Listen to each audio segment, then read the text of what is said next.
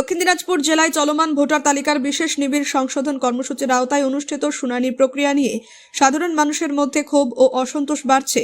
এই অভিযোগ তুলে জেলা শাসকের কাছে ডেপুটেশন দিল দক্ষিণ দিনাজপুর জেলা বামফ্রন্ট।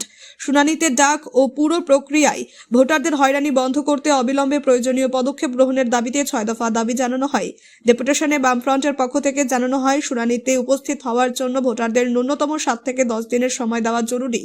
বর্তমানে স্বল্প নোটিশে শুনানিতে ডাকা হওয়ায় সাধারণ মানুষ চরম সমস্যায় পড়ছেন। পাশাপাশি একাধিক বুথে অস্বাভাবিক সংখ্যায় ভোটারকে একসঙ্গে শুনানিতে ডাকা হচ্ছে, যা সম্পূর্ণ অযৌক্তিক বলেও দাবি করা হয়। এছাড়া অভিযোগ তোলা হয়, কিছু ক্ষেত্রে সম্প্রদায়ের ভিত্তিতে ভোটারদের শুনানিতে ডাকা হচ্ছে বলে ধারণা তৈরি হয়েছে, যা কোনোভাবেই গ্রহণযোগ্য নয়। বামফ্রন্টের দাবি, শুনানিতে ভোটাররা যে সমস্ত নথি ও প্রমাণপত্র জমা দিচ্ছেন তা অবশ্যই রিসিভ করে তার প্রমাণ দিতে হবে। ডেপুটেশনে আরও উল্লেখ করা হয়, শুনানিতে ডাকা ভোটারদের দীর্ঘ সময় ধরে কেন্দ্রে অপেক্ষা করতে বাধ্য করা হচ্ছে। এতে বিশেষ করে বয়স্ক ও অসুস্থ ভোটাররা চরম ভোগান্তির শিকার হচ্ছেন।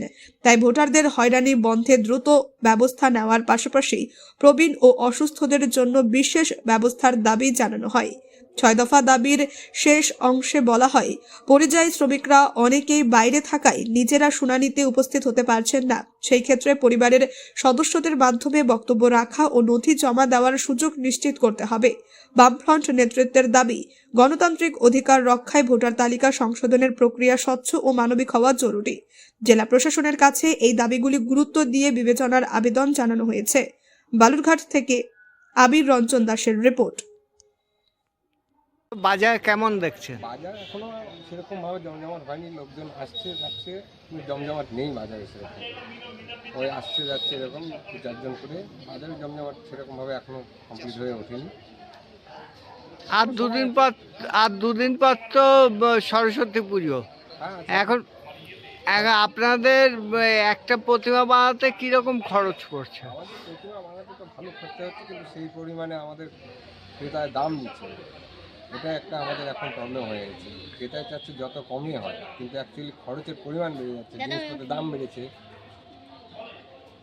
কত করে বেচছেন একটা প্রতিমা? একটা প্রতিমা 2500, 2000, 500তেও বিক্রি হচ্ছে, ছোটো ছোটোগুলো 500তে বিক্রি হচ্ছে। আর গুড়ি গুড়ি প্রতিমা? গুড়ি গুড়ি প্রতিমা 100 থেকে শুরু করে 150, 200, 300। রং থেকে শুরু করে প্রতিমার যাবতীয় জিনিসের দাম কিরকম? মোটামুটি একটা প্রতিমা, যদি এই প্রতিমাটা ধরেন, এই প্রতিমাতে মোটামুটি খরচা আছে প্রায় 1800-1900 টাকা। আর খুব বিক্রি হচ্ছে কত? এটা মোটামুটি 2700-2800 টাকা। ক্রেতা দিতে যাচ্ছে না, ওই এসে বলছে 2000 টাকা, 1500 টাকা দাম বলছে। লাভের পরিমাণ কিরকম? লাভের পরিমাণ খুব কম, একদম লো। আপনার নাম? আমার নাম ভবেশ পাল।